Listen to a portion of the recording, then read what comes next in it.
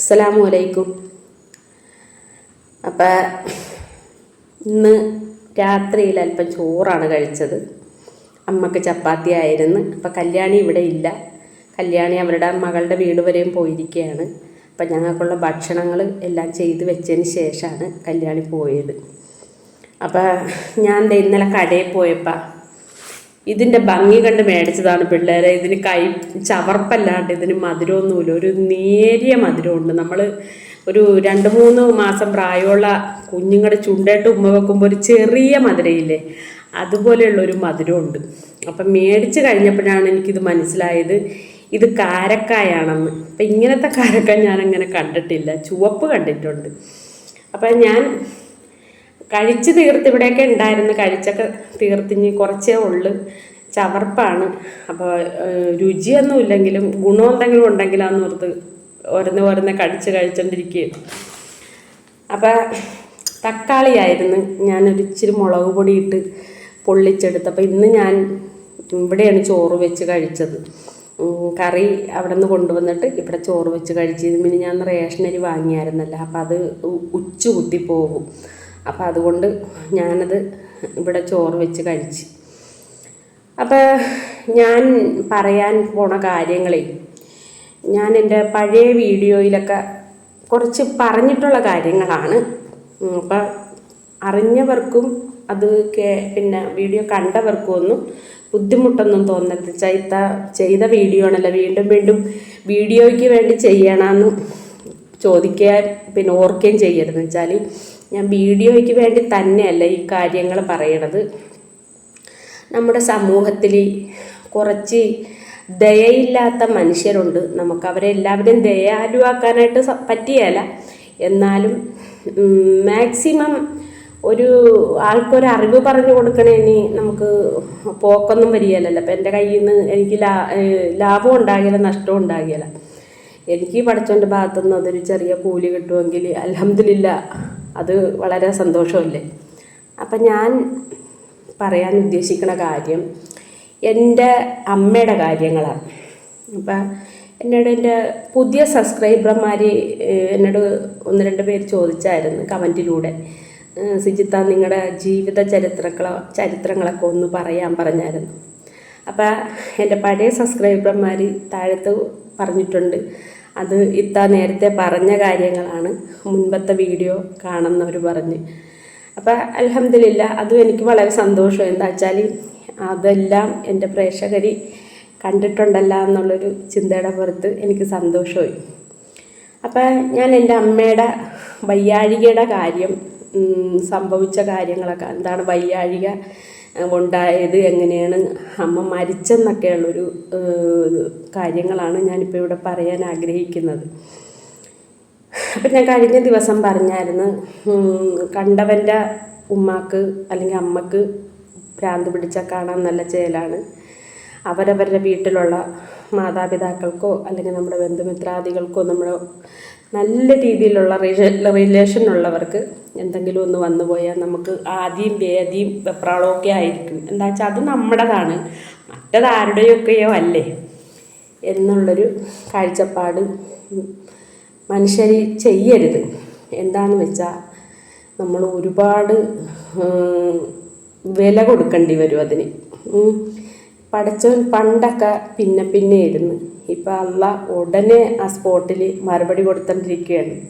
ഇപ്പം എനിക്കാണെങ്കിലും നിങ്ങൾക്കാണെങ്കിലും ആർക്കാണെങ്കിലും നല്ലതിന് നല്ലത് കൊടുക്കും, ചീത്തക്ക് ചീത്ത കൊടുക്കും. ചിലപ്പോൾ നല്ലത് കുറേ കൊടുത്തുണ്ട്, ചീത്ത ചെയ്യണവർക്ക് കുറേ നല്ലത് കൊടുത്തുകൊണ്ട് അള്ളാഹ് പരീക്ഷിക്കും. പക്ഷേ ലാസ്റ്റ് ഘട്ടത്തിലാവുമ്പോൾ അള്ളാഹു ഒരൊറ്റ ഉന്തിയ ചെന്ന് പടുകുഴിയിലേ ചെന്ന് വീഴുള്ളൂ. മോശം ചെയ്യുന്ന ആൾക്കാരുടെ കാര്യമാണ് പറയുന്നത്. അപ്പം നമ്മളെ മാത്രമല്ല നോക്കേണ്ടത്, നമ്മുടെ മക്കളെ നോക്കണം, നമ്മുടെ പേരക്കിടാങ്ങളെ നോക്കണം, നമ്മുടെ മരുമക്കളെ നോക്കണം, നമ്മുടെ ബന്ധുമിത്രാദികളെ നോക്കണം, നമ്മുടെ കൂട്ടവും കുടുംബവും ഒക്കെ നമ്മൾ നോക്കണം. അങ്ങനെ നോക്കിയതിന് ശേഷമേ നമ്മൾ ആർക്കിട്ടും ഒരു പാര വെക്കാനാ ആരുടെയെങ്കിലും കണ്ണിട്ട് കുത്താനൊക്കെ ശ്രമിക്കാവുള്ളൂ. അപ്പം ഞാൻ ഇവിടെ പേരൊന്നും പരാമർശിക്കുന്നില്ല. അപ്പോൾ സംഭവത്തിലേക്ക് അല്ലെങ്കിൽ ഞാൻ അതിൻ്റെ വസ്തുതകളിലേക്ക് വരാം. ഞാൻ എൻ്റെ അമ്മയുടെ വിവരം പറഞ്ഞ വസ്തുതകളിലേക്ക് വരാം. എങ്ങനെയാണ് അമ്മ മരിച്ചതെന്നുള്ള വസ്തുതപരമായിട്ടുള്ള കാര്യങ്ങളിലേക്ക് വരാം. എൻ്റെ അമ്മ മരിക്കുമ്പോൾ 27 വയസ്സുള്ളൂ അമ്മക്ക്. 27 വയസ്സ് കഴിഞ്ഞ് 28ാമത്തെ വയസ്സിലാണ് എൻ്റെ അമ്മ മരിക്കുന്നത്. എനിക്കന്ന് 11 വയസ്സാണുള്ളത്. എൻ്റെ അമ്മയുടെ 17 വയസ്സിലുള്ള മോളാണ് ഞാൻ മാത്രമേ മക്കളായിട്ടുണ്ടായുള്ളൂ. ആണായിട്ടും പെണ്ണായിട്ടും ഞാൻ ഒരാൾ മാത്രമേ ഉണ്ടായുള്ളൂ. പിന്നെ എൻ്റെ അച്ഛൻ്റെ അവസ്ഥയൊക്കെ ഞാൻ നിങ്ങളോട് പറഞ്ഞിട്ടില്ല. അച്ഛൻ മറ്റൊരു ജാതിയായിരുന്നു, മതമായിരുന്നു. അമ്മ താഴ്ന്ന ഒരു മതത്തിൽപ്പെട്ട ഒരാളായിരുന്നൊക്കെ ഞാൻ നിങ്ങളോട് പറഞ്ഞിട്ടുണ്ട്. അപ്പം അതൊക്കെ അവിടെ നിൽക്കട്ടെ. അപ്പം എൻ്റെ അമ്മക്ക് വയറുവേദനയായിട്ടാണ് തുടങ്ങിയത്. അപ്പം അന്നേരമൊക്കെ അമ്മ എന്നെ ഗർഭിണിയായിരുന്ന സമയത്തൊക്കെ ഒരുപാട് ഈ ഇഷ്ടികയും കല്ലും കട്ടയൊക്കെ കഴിക്കുമായിരുന്നു. അപ്പോൾ അതിൻ്റെ എവിടെയോ കുടലിൽ പോയി കിടന്നിട്ട് അപ്പൻഡീസാണെന്നോർത്താണ് ഞങ്ങൾ ഇരുന്നേച്ചത്. അന്ന് എനിക്ക് അതിന് മാത്രം പ്രായമൊന്നുമില്ല, 10 വയസ്സാണുള്ളത്. അമ്മ മരിക്കുന്നതിന് മുമ്പ് രോഗമായിട്ട് കിടന്ന സമയത്ത് എനിക്ക് 10 വയസ്സാണ് ഉണ്ടായത്. അപ്പം എനിക്ക് അതിനെക്കുറിച്ചുള്ള കാര്യഗൗരവമൊന്നുമില്ല. എന്നാൽ ഒരുപാട് എന്താണ് പറയേണ്ടത്, ഒരുമാതിരി ബുദ്ധിയൊക്കെ ഉള്ള ഒരു സമയമാണ്. എന്ത് കണ്ടാലും അത് എന്താണെന്നോ ഇങ്ങനെ തിരഞ്ഞ് അത് കണ്ടുപിടിക്കണ ഒരു സ്വഭാവമൊക്കെ അന്നും എനിക്കുള്ളതാണ്. അപ്പം ഒരു കള്ളത്തരം എൻ്റെ കൺവെട്ടത്ത് കാണിക്കാനായിട്ട് പറ്റിയാല വെച്ചാൽ ഞാനത് ഏതറ്റം വരെ, ആ ചെറുതായിരുന്ന സമയത്ത് ഏതറ്റം വരെ പോയി ചകഞ്ഞ് ഞാൻ കണ്ടുപിടിക്കും. അതുപോലെ തന്നെ ആരെന്ത് പറഞ്ഞാലും, ഈ കള്ളത്തരം എന്തെങ്കിലും പറഞ്ഞാലും എനിക്കത് പെട്ടെന്ന് മനസ്സിലാകും. അപ്പം അങ്ങനെയൊക്കെ ഒരു സ്വഭാവം അന്ന് എനിക്ക് ഉണ്ടായിരുന്നു. ഇപ്പം നമ്മളിങ്ങനെ അടിക്കടി ആൾക്കാർ പറ്റിച്ചോണ്ടിരിക്കുന്നു. അതവിടെ നിൽക്കട്ടെ.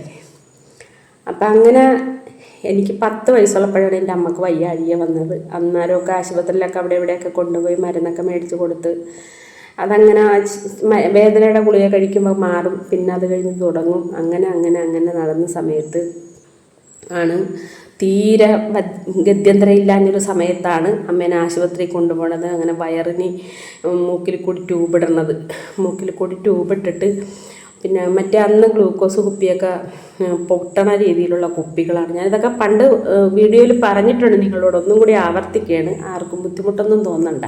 ഇപ്പോൾ പുതിയ സബ്സ്ക്രൈബർമാർക്കൊക്കെ അതൊരറിവായിക്കോട്ടെ. അപ്പം അത് അങ്ങനെ മൂക്കിൽ നിന്ന് ട്യൂബ് ഇട്ടിട്ട് 3-4 കുപ്പി അഴുക്കാണ് വയറ്റിൽ നിന്ന് എടുത്തുകൊണ്ടിരിക്കുന്നത്. ലാസ്റ്റ് പിന്നെ എക്സ്റേയിലാണ്, KVMലാണെന്ന് ഞാൻ ഓർക്കണില്ല, എക്സ്റേയിലാണെന്നാണ് എൻ്റെ തോന്നൽ. അമ്മ ചേർത്തലയിൽ, എൻ്റെ നാട്ടിലാണ്. അവിടെ കൊണ്ടുവന്നപ്പോൾ അമ്മക്ക് ഒരു ഓപ്പറേഷൻ, അടിയന്തരമായിട്ടൊരു ഓപ്പറേഷൻ വേണമെന്ന് പറഞ്ഞു. പക്ഷേ 5000 രൂപ അന്നേരം തന്നെ നമ്മുടെ അവിടെ കൊടുക്കാനായിട്ട് നമ്മുടെ ഇതില്ലായിരുന്നു, അടക്കാനില്ലായിരുന്നു. അങ്ങനെ ഞങ്ങൾ മെഡിക്കൽ കോളേജ് പോയതൊക്കെ ഒരുപാട് ദയനീയമായുള്ള അവസ്ഥയിലൊക്കെയാണ് പോയത്. ഞങ്ങൾ ആംബുലൻസൊക്കെ വിട്ടു തരണമെന്നുണ്ടെങ്കിൽ, പ്രൈവറ്റ് അല്ലേ, വിട്ടു തരണമെന്നുണ്ടെങ്കിൽ നമ്മൾ പിന്നെ പൈസ കൊടുക്കണമായിരുന്നു. പൈസ എന്ന് പറഞ്ഞ സാധനം നെറ്റിയിട്ട്, കഴിഞ്ഞ ദിവസം പറയുമ്പോൾ നെറ്റിയിട്ട് പോരാൻ ഒരു 10 പൈസ കയ്യിലില്ലാത്ത സമയത്താണ് വയ്യാഴികയൊക്കെ ആയിട്ട് വന്നത്. അപ്പോൾ ഉണ്ടായിരുന്ന കാശൊക്കെ അവിടെ ഇവിടെയൊക്കെ ആശുപത്രി കൊണ്ടുപോയി, അടുത്തുള്ള ആശുപത്രിയിലൊക്കെ കൊണ്ടുപോയി തീർന്നു. ആൾ സീരിയസ് ആയ സമയത്താണ് എക്സ്റേയിലേക്ക് കൊണ്ടുപോകുന്നത്. അപ്പോൾ എക്സ്റേയിലാണോ KVMലാണെന്ന് ഞാൻ ഓർക്കണില്ല, വീണ്ടും പറയുകയാണ്. എക്സ്റേയിലാണെന്നാണ് എൻ്റെ തോന്നൽ.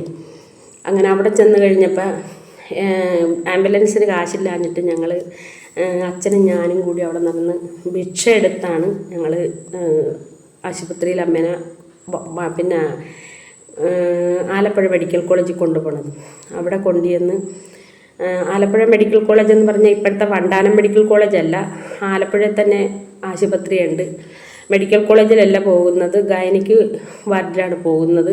പിന്നെ കൊട്ടാരം എന്ന് പറയുന്ന ആശുപത്രി, കൊട്ടാര ആശുപത്രി അപ്പുറം കിഴക്കുവശമായിട്ടും മെഡിക്കൽ കോളേജ് പടിഞ്ഞാറ് വശമായിട്ടുമാണ്. ഒരു മതിലിൻ്റെ കോമ്പൗണ്ടിൻ്റെ ഉള്ളിൽ തന്നെയുള്ളതാണ്, മതിലിൻ്റെ ഉള്ളിൽ തന്നെയാണ് 2 ആശുപത്രികൾ സ്ഥിതി ചെയ്യുന്നത്. അപ്പം അങ്ങനെ ഞങ്ങൾ അമ്മേനെ ഒരു രാത്രി സന്ധ്യ സമയത്താണ് ഞങ്ങൾ കൊണ്ടുചെല്ലുന്നത്. പിറ്റേ ദിവസം ഒരു ഓപ്പറേഷൻ ചെയ്ത്, ചെറിയൊരു ഓപ്പറേഷൻ ചെയ്ത് അഴുക്കൊക്കെ എടുത്ത് ക്ലിയറാക്കി. അത് കഴിഞ്ഞൊരു ചെറിയ ഓപ്പറേഷൻ ചെയ്ത്, അത് കഴിഞ്ഞൊരു ചെറുത് ചെയ്ത്, പിന്നെ ഒരു വലുത് ചെയ്ത്, പിന്നെ ഒരു വലുത് ചെയ്ത്. എൻ്റെ അമ്മക്ക് ഏകദേശം എന്നെപ്പോലെ തന്നെ വണ്ണമുണ്ട്. നല്ല ഒരുമാതിരി എന്നെപ്പോലെ പൊക്കം കുറഞ്ഞതല്ല, വണ്ണമുള്ള ഒരാളാണ്, പൊക്കമുള്ള ഒരാളാണ്. അപ്പം ആൾ സീരിയസ് ആയി ഓപ്പറേഷനൊക്കെ ചെയ്ത്. അപ്പം ബയോപ്സിക്ക് അയച്ചപ്പോൾ അമ്മക്ക് ക്യാൻസറാണെന്നറിഞ്ഞ്. ക്യാൻസർ യൂട്രസിനകത്ത് മൊത്തം വ്യാപിച്ച്, യൂട്രസിൻ്റെ അകത്തുനിന്ന് ഓവറിയിൽ, പിന്നെ ലിവറിന്, അങ്ങനെ വയറിൻ്റെ ഉള്ളിലുള്ള എല്ലാ അവയവങ്ങളും ക്യാൻസർ ബാധിച്ച് ഒന്നും ചെയ്യാൻ പറ്റാത്തൊരു സാഹചര്യമായി. അപ്പം ഓപ്പറേഷൻ ചെയ്തുകൊണ്ട് വന്ന് കിടത്തി കഴിഞ്ഞതിന് ശേഷം എൻ്റെ അമ്മുമ്മയും ഞാനും അച്ഛനും കൂടിയാണ് നിൽക്കുന്നത് അമ്മയടുത്ത്. അങ്ങനെ അമ്മുമ്മക്ക് പെട്ടെന്ന് വീട്ടിൽ നിന്ന് ഒരാളെ വിട്ട് ഉടനെ പറഞ്ഞ്, എൻ്റെ അമ്മയുടെ അനിയത്തി ഗർഭിണിയായിരുന്നു, ചിറ്റ പ്രസവിച്ച്, അതുകൊണ്ട് അവിടെ നിൽക്കാൻ ആരുമില്ല, അമ്മുമ്മയോട് ചെല്ലാൻ പറഞ്ഞു. അപ്പോൾ ഇവിടെ എൻ്റെ അമ്മ ക്യാൻസറായിട്ട് തീരെ വയ്യാത്തൊരവസ്ഥയിൽ കിടക്കുകയാണ്. പിന്നെ അച്ഛന് അമ്മയുടെ കാര്യങ്ങൾ ഏറെക്കുറെ ചെയ്യാൻ പറ്റും, പക്ഷെ രാത്രി 8 മണി കഴിഞ്ഞാൽ ആണുങ്ങളെ വാർഡിൽ കയറ്റിയല്ല. പിന്നെ അന്ന് 10 വയസ്സേ എനിക്കുള്ളൂ. എന്നാലും ഒരുമാതിരിപ്പെട്ട കാര്യങ്ങളൊക്കെ, തുണിയൊക്കെ ഇവിടെയൊക്കെ തുടക്കലും ക്ലീൻ ചെയ്യലും ഒക്കെ, വയറ്റിലൊക്കെ പഴുപ്പും ബ്ലഡും ഒക്കെ വന്നിരിക്കുമ്പോൾ അതൊക്കെ തുടക്കലും ക്ലീൻ ചെയ്യലും ഒക്കെ ഞാൻ ചെയ്യും. പക്ഷേ എനിക്ക് പേടിയാണ്, മുറിവ് കാണാൻ പേടിയായതുകൊണ്ട് അച്ഛനെന്നെ പിന്നെ ചെയ്യിപ്പിക്കുകയില്ല. അച്ഛനുണ്ടെങ്കിൽ അച്ഛൻ എന്നെ കൊണ്ട് ചെയ്യിപ്പിക്കുകയില്ല. അങ്ങനെ ഇരുന്ന സമയത്ത് അമ്മുമ്മ അങ്ങോട്ട് പോയതിൻ്റെ അന്ന് രാത്രിയിൽ അമ്മക്ക് പെട്ടെന്ന് അറ്റാക്ക് ഉണ്ടായി കഴിഞ്ഞ് ഞാൻ നോക്കുമ്പോൾ അമ്മ ഞരങ്ങണ ഒച്ച കേട്ടാണ് ഞാൻ ചാടി എഴുന്നേക്കണത്. ഞാൻ താഴത്ത് പായിട്ട് കിടക്കുകയായിരുന്നു, കട്ടിലിൻ്റെ താഴത്ത്. ആശുപത്രിയിലാണ് ഓർക്കണം. അപ്പം താഴത്തുനിന്ന് ഞാൻ ചാടി എഴുന്നേക്കുമ്പോൾ അമ്മയുടെ ഈ വയറ്റിൽ ഓപ്പറേഷൻ ചെയ്തപ്പോൾ പിന്നെ സ്റ്റിച്ചെല്ലാം പൊട്ടി തുറന്ന്, അപ്പോൾ ഇത്രയും നീളത്തിലാണ് ഓപ്പറേഷൻ ചെയ്തിരിക്കുന്നത്. ഇത്രയും നീളത്തിൽ വയറ് നമ്മുടെ ഈ നെഞ്ചിൻ്റെ കുഴി തൊട്ട് പൊക്കിളിൻ്റെ ഒരു അരികു വരെയും, നമ്മുടെ അടിവയറിൻ്റെ അടിവരെയും വലിയ മുറിവാണ് ഓപ്പറേഷൻ. അത് മൊത്തം തുറന്ന് വിട്ടിട്ട് അതിൻ്റെ ഉള്ളിൽ നിന്നിങ്ങനെ നമ്മൾ കഞ്ഞി തിളച്ച് പതച്ച് വരും പോലെ പഴുപ്പും മലവും പിന്നെ ചോരയും കൂടി ചാടിക്കൊണ്ട് നിൽക്കുകയാണ്. കഞ്ഞി നമ്മൾ അടുപ്പയിൽ അല്ലെങ്കിൽ നമ്മൾ ഗ്യാസിൽ നമ്മൾ കഞ്ഞി അടുപ്പിടുമ്പോൾ കഞ്ഞി തിളച്ച് പൊന്തി വരികയല്ലേ ഞൊരയുമ്പത് എന്ന കണക്കാണിത് തിളച്ച് പതച്ച് പൊന്തി വന്നത്. ഞാൻ ഒന്നേ നോക്കിയുള്ളൂ, മണം കൊണ്ട് അവിടെ അങ്ങ് നിൽക്കാൻ മേലെ. മക്കളെ ഉറങ്ങിക്കിടന്ന ആൾക്കാരും കൂടി ഈ മണം കേട്ട് ചാടി എഴുന്നേറ്റ് വന്ന് എനിക്ക് എന്ത് ചെയ്യണമെന്നറിയാൻ മേല. അച്ഛനെ വിളിക്കണ, ഡോക്ടർമാരെ വിളിക്കണ, എന്ത് ചെയ്യണമെന്നൊന്നും എനിക്കറിയാൻ മേല. 10 വയസ്സാണ്. ഞാൻ കിലുകിലുകിലാന്ന് വിറച്ചിട്ട് നിൽക്കേ. അങ്ങനെ ഡോക്ടർമാർ അപ്പുറത്ത് മുറിയിൽ ഉറങ്ങുന്നുണ്ടായിരുന്നു. ഞാൻ എല്ലാ ഡോക്ടർമാർക്കും എന്നെ ഭയങ്കര കാര്യമാണ്. കൊച്ചായതുകൊണ്ട് ഞാൻ നല്ലപോലെ അന്നൊക്കെ പാട്ട് പാടുമായിരുന്നു. അവരെല്ലാവരും വിളിച്ചുകൊണ്ട് പോയി, അടുത്ത് ഓരോരുത്തരെ വിളിച്ചുകൊണ്ട്, ഡോക്ടർമാർ നേഴ്സുമാരും ഒക്കെ വിളിച്ചുകൊണ്ട് പോയി അവരുടെ റൂമിലിരുത്തി എന്നെ കൊണ്ട് പാട്ട് പാടിക്കും. അതൊക്കെ കൊണ്ട് എന്നെ വലിയ കാര്യമായിരുന്നു അവർക്ക്. അന്നും അതെ, നാവ് വായിലിടാത്ത രീതിയിൽ ഇങ്ങനെ കിരികിരികിരാന്ന് വർത്താനം പറഞ്ഞാൽ അതൊക്കെ ഓടിപ്പാഞ്ഞ് ഡാൻസും പാട്ടും ഒക്കെ ആയിട്ട് നടപ്പാണ് എൻ്റെ പണി. അപ്പം അങ്ങനെ ഈ ഡോക്ടറെ ചെന്ന് ഞാൻ വാതിൽ തട്ടി, ഡോറയിൽ ഇങ്ങനെ തട്ടി ഡോക്ടറെ എഴുന്നേക്ക് ഡോക്ടറെ, എൻ്റെ അമ്മക്ക് വയ്യ ഡോക്ടറെ, എഴുന്നേക്കെന്ന് പറഞ്ഞു. അപ്പം എൻ്റെ സ്വരം, കൊച്ചിൻ്റെ സ്വരം മനസ്സിലായപ്പോൾ ഡോക്ടർമാർ പെട്ടെന്ന് 2-3 പേര് ഓടിപ്പാഞ്ഞ് വരുമ്പോൾ നമുക്ക് ബോധമില്ല, അമ്മ അറ്റാക്ക് വന്ന് കിടക്കണേന്ന്. അങ്ങനെ നെഞ്ചിന് പിന്നെ ഞെക്കി നമുക്ക് പെട്ടെന്ന് ഇങ്ങനൊരു ചുമ വന്നു. അങ്ങനെ വന്ന് പിന്നെ നമുക്ക് കുഴപ്പമൊന്നുമില്ലെന്ന് പറഞ്ഞാൽ പിന്നെ മരണത്തിൽ നിന്ന് രക്ഷപ്പെട്ട്, അല്ലാണ്ട് വേറെ കുഴപ്പമില്ല. അങ്ങനെ തുണി പൊന്തിച്ച് നോക്കുമ്പോൾ ഇതിങ്ങനെ വന്നപ്പോൾ മണം വന്നപ്പോഴാണ് ഡോക്ടർ ഇങ്ങനെ കീഴോട്ട് തുണി പൊന്തിച്ച് നോക്കുമ്പോൾ ഇങ്ങനെ മലം തിളച്ച് പതച്ച് അരികിലൊക്കെ ചാടി ഇരിക്കുകയാണ്. പിന്നെ പഴുപ്പുമുണ്ട്. പഴുപ്പെന്ന് പറഞ്ഞാൽ ഇച്ചിരിയൊന്നുമല്ല, ഒരു ചെറിയ ബക്കറ്റിൽ നിറക്കാൻ പറ്റുന്ന രീതിയിലാണ് പഴുപ്പും മലവും കൂടി ഇങ്ങനെ ചാടിക്കൊണ്ടിരിക്കുന്നത്. എൻ്റെ പഠിച്ചവനെ അതൊക്കെ ഓർക്കുമ്പോൾ എനിക്ക് വെപ്രാളവും പരവേശമൊക്കെയാണ്. അങ്ങനെ ഡോക്ടർമാരൊക്കെ അവർക്ക് ഇതൊന്നും ചെയ്യാൻ പറ്റിയല്ലോ. അങ്ങനെ നേഴ്സന്മാരെ വിളിച്ച് എന്തൊക്കെയോ തൂത്ത് തുടച്ച് ക്ലീൻ ചെയ്ത് മരുന്ന് വെച്ച് കെട്ടി. അപ്പം തന്നെ സ്റ്റിച്ചൊന്നും ഇടാനൊന്നും പറ്റാത്തൊരവസ്ഥയെന്ന് വെച്ചാൽ ഇത്രയും വണ്ണം ഉണ്ടായിരുന്ന, ഇത്രയും ശരീരം ഉണ്ടായിരുന്ന എൻ്റെ അമ്മ ഈ ഒരു ചുള്ളിക്കമ്പാണ് എൻ്റെ അമ്മയുടെ കയ്യൊക്കെ. നേർത്ത് വല്ലാത്തൊരവസ്ഥയിൽ ഈ ഒരു മുഖം ഇതിങ്ങനെ ഈ ഒരു വിരൽ കൊണ്ട് പൊത്തിയ എൻ്റെ അമ്മയുടെ മുഖം കിട്ടും. അത്ര പരുവത്തിലാണ് എൻ്റെ അമ്മ ഉണ്ടായിരുന്നത്.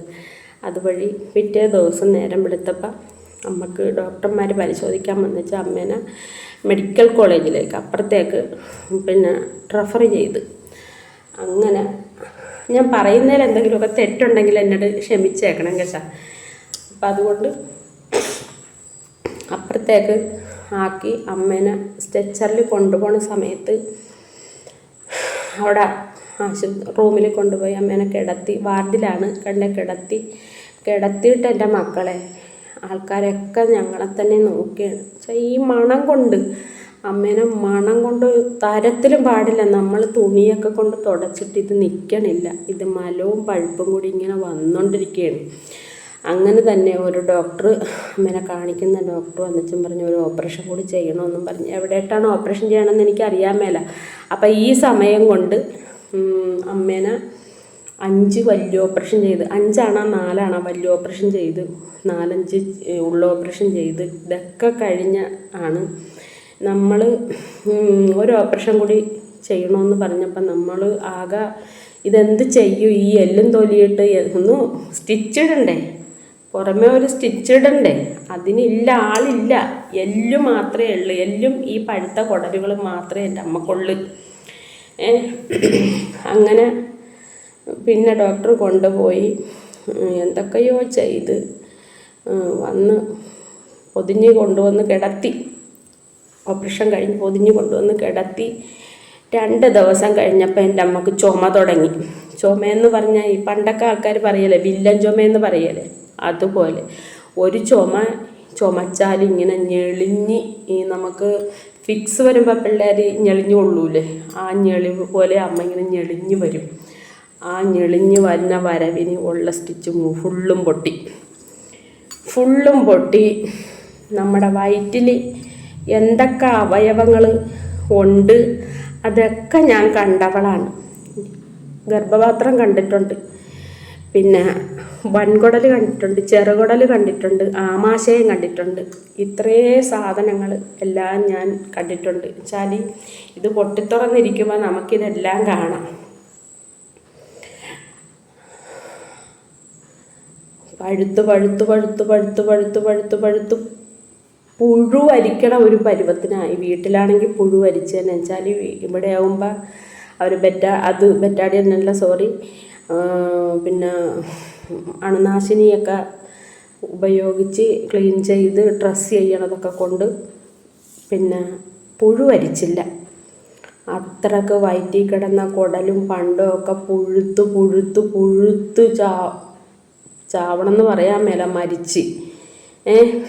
അപ്പം അത്ര ഒരു കറുത്ത മണ്ണിൽ ചവിട്ടിയല്ല. ഒരു കിടക്കാൻ നേരത്ത് കാലി മേലോട്ട് പൊന്തിച്ച് വെച്ചിട്ട്, അന്നൊക്കെ വീട്ടിൽ മണ്ണാണ് കിടക്കാൻ നേരത്ത്. പിന്നെ പെരേൻ്റെ ഉള്ളിൽ ഞങ്ങൾക്ക് മണ്ണായിരുന്നെന്ന്. ഒരു 6-7 പായിടും, 6-7 ചാക്കിടും. അതിൻ്റെ പുറത്തൊരു 3-4 പാവിരിക്കും. അതിൻ്റെ പുറത്ത് വേറെ 2-3 ചെറിയ പാവിരിക്കും. അങ്ങനെ അതിൻ്റെ പുറത്ത് കുറേ മുണ്ടും. അന്നൊന്നും ബെഡ്ഷീറ്റും കാര്യങ്ങളൊന്നും ഞങ്ങളുടെയൊന്നും വീടുകളിലില്ല. ഈ തീരെ പാവപ്പെട്ടവരുടെ വീട്ടിലൊന്നുമില്ല. കുറേ മുണ്ടും തുണിയൊക്കെ സാരിയൊക്കെ വിരിച്ച് കിടക്കണ ആ ഒരാൾ ആണ് ഒന്ന് ഓർക്കണം. ഒരു മണ്ണ് തരി കാലിലുണ്ടെങ്കിൽ അപ്പം പോയി രാത്രിയായാലും വേണ്ടിയില്ല, പാതിരാത്രിയായാലും വേണ്ടിയില്ല, അപ്പം പോയി കാല് കഴിയച്ചും വന്ന് കിടക്കണ ആളാണ്. ആ പഴുപ്പിൽ കുളിച്ച് കിടന്ന് എത്ര മാസം കിടന്ന് ആശുപത്രിയിൽ 3 മാസം കൊട്ടാര ആശുപത്രി കിടന്ന് 3 മാസം, മെഡിക്കൽ കോളേജിൽ കിടന്ന് 6 മാസം.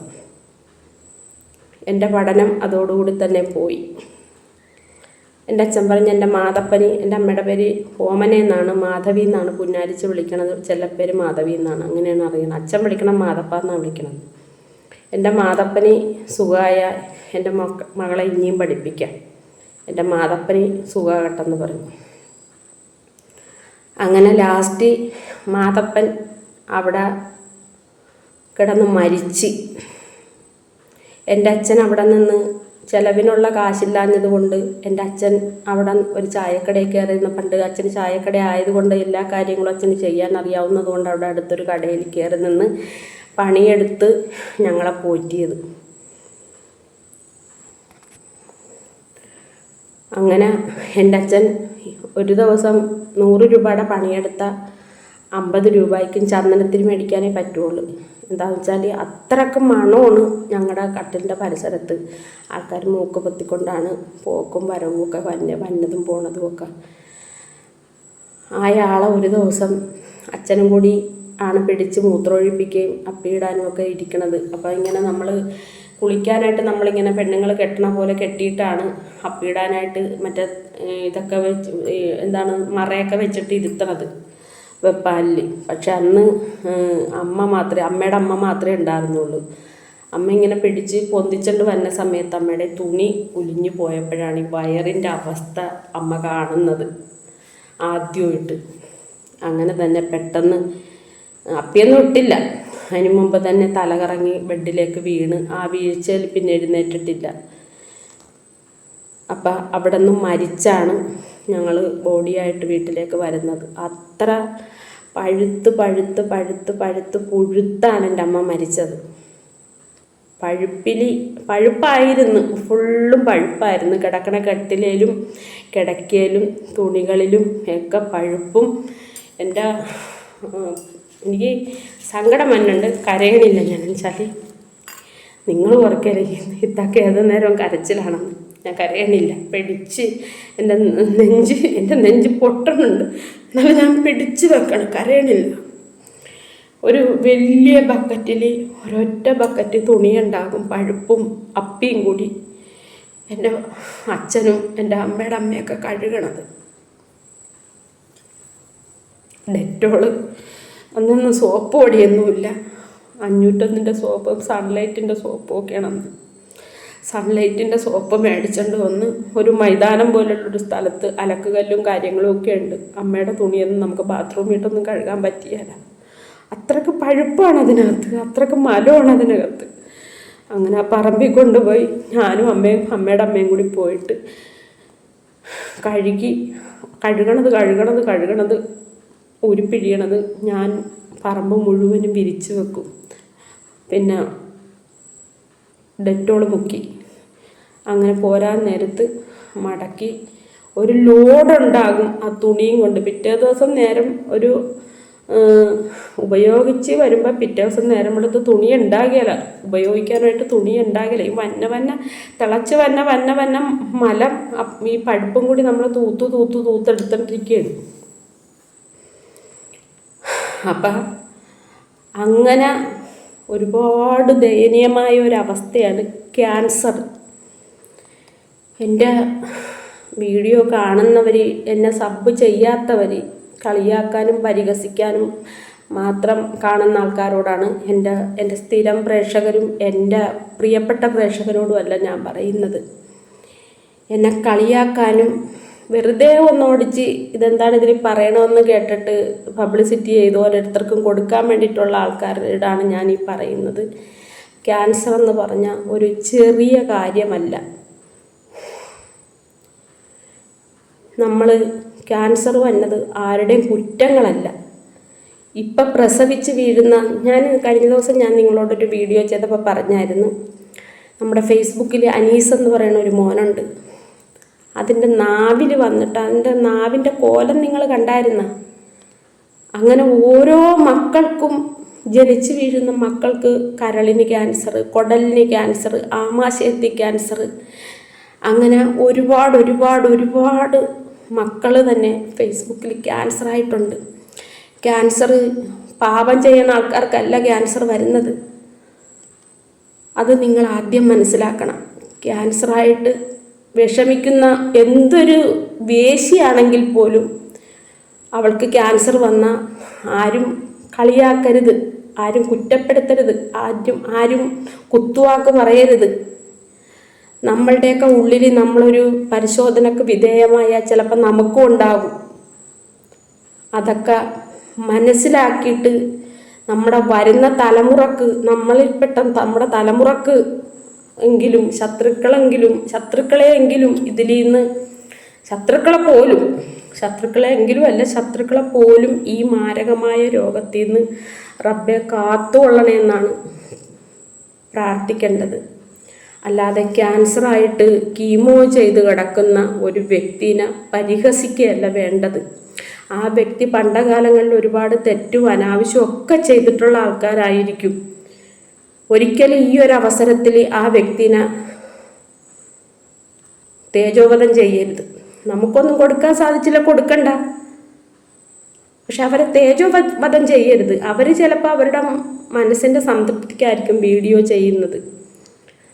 അല്ല അതിൽ നിന്നും എന്തെങ്കിലുമൊക്കെ കിട്ടി അവർക്ക് അവരുടെ ട്രീറ്റ്മെൻറ്റിൻ്റെ ഭാഗങ്ങളായിട്ട് ചിലവാക്കാനായിരിക്കും ഒരു വീഡിയോ ചെയ്യുന്നത്. അതുകൊണ്ട് ദയവ് ചെയ്ത് ഈ ഒരു അസുഖം വന്ന് കിടക്കുന്ന ഒരു വ്യക്തികളെയും ആരും പരിഹസിക്കല്ലേ എന്ന് ഞാൻ ദയനീയമായിട്ട് നിങ്ങളോട് പറയുകയാണ്. അത്രക്ക് അവസ്ഥ ഞാൻ കണ്ട് വന്നതാണ്.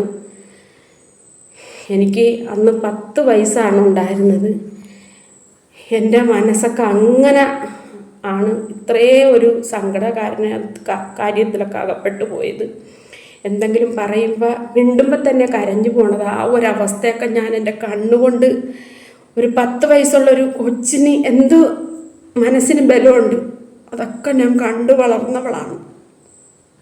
അതുകൊണ്ട് ക്യാൻസർ ചെറിയ കാര്യമല്ല. അത് വരല്ലേന്ന് നമ്മൾ തേടണം പടച്ചോനോട്, അല്ല ദൈവത്തിനോട്. അത് വന്നവരെ പരിഹസിക്കരുത്, അവരെ കുത്തുവാക്ക് പറയരുത്. അവർ ചെയ്തതിൻ്റെ ഒരു പണ്ട് മോശമായിട്ട് നടന്നതിൻ്റെതാണ് അവരനുഭവിക്കണമെന്ന് പറയരുത്. ഇപ്പം പ്രസവിച്ച മാലാഹ മക്കൾക്ക് കൂടി ക്യാൻസർ ഉണ്ട്. അത് നിങ്ങൾ ഈ പരിഹസിക്കുന്നവരെയും കുത്തുവാക്ക് പറയുന്ന ആൾക്കാരും നിങ്ങൾ ശ്രദ്ധിക്കണം. നമുക്കില്ലെങ്കിലും നമ്മളുടെ തലമുറയിലേക്ക് അത് ആർക്കും ഉണ്ടാകല്ലേന്ന് നമ്മൾ തേടണം. ശത്രുക്കളെപ്പോലും, ഞാൻ വീണ്ടും പറയുകയാണ്, ശത്രുക്കളെപ്പോലും ക്യാൻസർ എന്ന മാരകമായ രോഗത്തിൽ നിന്ന് റബ്ബെ രക്ഷിക്കണമെന്ന് തേടണം. നമ്മൾ ഒന്നും അവർക്ക് കൊടുത്ത് നമുക്ക് നന്നാക്കാൻ പറ്റിയില്ലെങ്കിലും നമ്മൾ കുത്തുവാക്കും കൊള്ളിവാക്കും പറഞ്ഞ് അവർ ചിലപ്പോൾ അതിൽ നിന്ന് അതിജീവിച്ച് വന്നവരെ വീണ്ടും നമ്മൾ ചവിട്ടി താഴ്ത്തിക്കളയരുത്. അതിനൊക്കെ നമ്മൾ വലിയ വിലയും കണക്കുമൊക്കെ റബ്ബിൻ്റെ അടുത്ത് പറയണം. അപ്പം ഈ ഒരു വീഡിയോ ഞാൻ ഈ ഒരു കാര്യം പറയാൻ വേണ്ടിയിട്ട് ചെയ്തതാണ്. എൻ്റെ പ്രേക്ഷകരോട് അസ്സലാമു അലൈക്കും.